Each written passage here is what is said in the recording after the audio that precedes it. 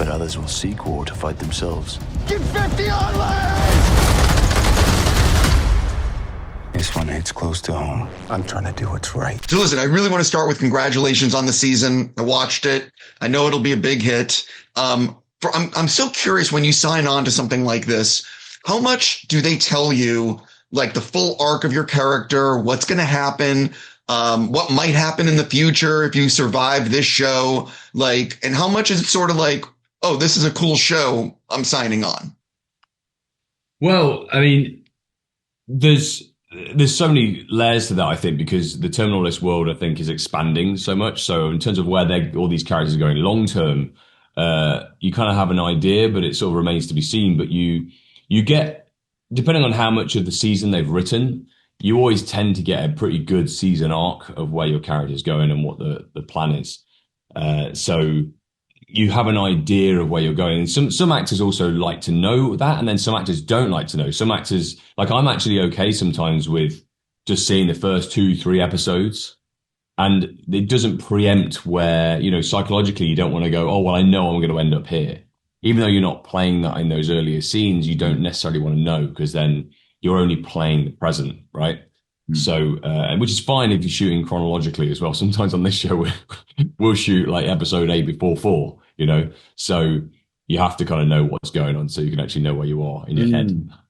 Well, my character is in the book and has a very definite end in book 2. So, it was always about, I knew where it was going to get to. So now we have to fill in all the gaps that lead up to that. And there were a lot of discussions about who exactly this guy is. And then as we've gone along, I think we've all developed, you know, through the script and through what we're coming up with on the set, the idea of this character is morphing into a few other things, and you're starting to add, you know, other layers, which has been, you know, it's just a gift to be able to create that on the run, I think, too. I don't want to do any spoilers, but Luke, what is it like playing someone in the season? You might say or do something that might upset certain people, hypothetically. Yeah. And I'm just curious, what is it like playing a character who might say or do things that you would never, ever do? Is it fun? Is it a little weird? What's that like as an actor? It's weird. Yeah. You have to be, the space has to be safe, right? We live, this is a world of legalized insanity where you're given license to do and say things in a controlled environment without the consequences. But I think there still has to be a level of authenticity or a level of danger in order to capture something special. And I think I take my hat off to, you know, other actors who allow you to go to those places. I think that is the key. There's always a part of my brain that is like, this is the greatest thing ever. And it doesn't matter what it is. You know, it can be terrifying, chained to the floor and, you know, getting the shit beat out of you or doing things to other characters. There's always a separation in my brain where I'm just going, this is so good that I get paid to do this. Yeah.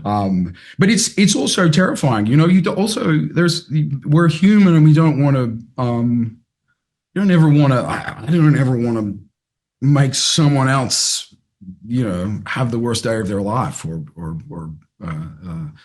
you know, trigger something that is traumatic for them. So there's a lot of discussion that goes into these events, though.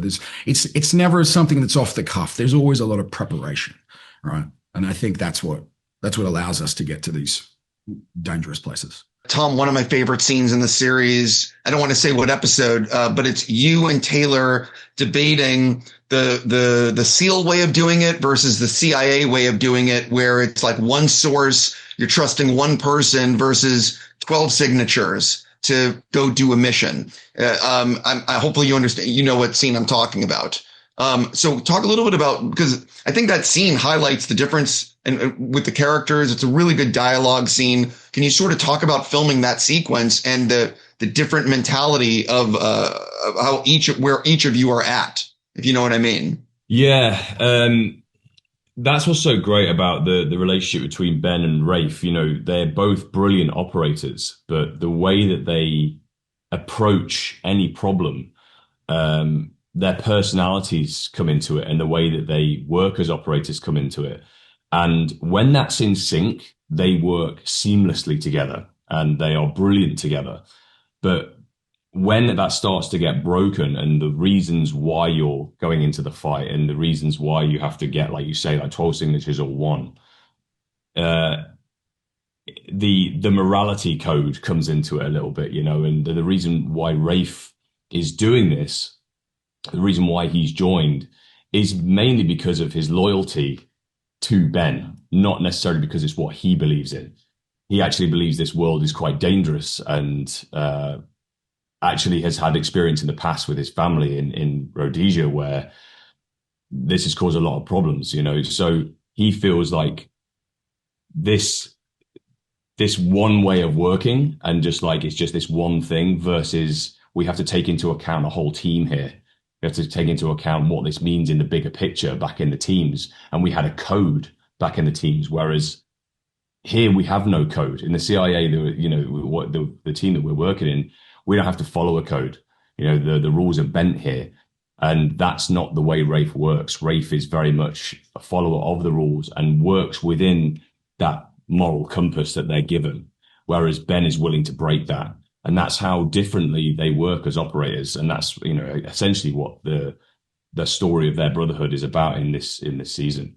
So one of the things about the season is there's a few twists and turns I didn't see coming. What was it like for you guys reading the scripts and seeing ultimately where everything was going to go?